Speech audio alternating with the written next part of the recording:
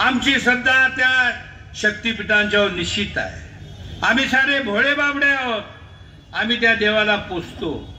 पण हे कसला किती हजार कोटीचा काय मला माहित नाही, 86,000 कोटीचा, आणि नंतर किती वाढतंय काय की सारख्या किमती यांच्या वाढलेल्याच असतात. हे सरकारचं काम. आणि म्हणून आमचा तुमचा गरिबांचा पैसा जो जमा होतोय तो या मार्गावर खर्च करायचा कशासाठी? नागपूरहून थेट गोवा.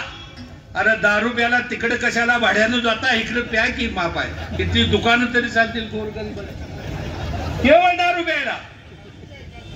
आणि म्हणून आमच्या शिवारातनं जाणारा हा रस्ता बंद पाडण्यासाठी काय आमचं प्रशासन आहे म्हणता, गतिमान ते एसटीवर निरनिराळ्या ठिकाणी.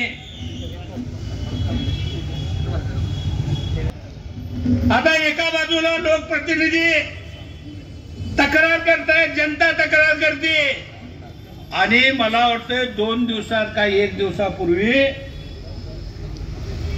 नोटिफिकेशन निघालेलं आहे. म्हणजे त्यांची आमच्या विरोधी कारवाई चालू आहे. आता आपण गावागावात दक्ष राहण्याची गरज आहे. जो समितीचा आदेश येईल तो मानायचा. या सगळ्या प्रशासनाला त्या संबंधातलं कामकाज करायला गावात किंवा चावडीवर किंवा शिवारात फिरकू द्यायचे नाही.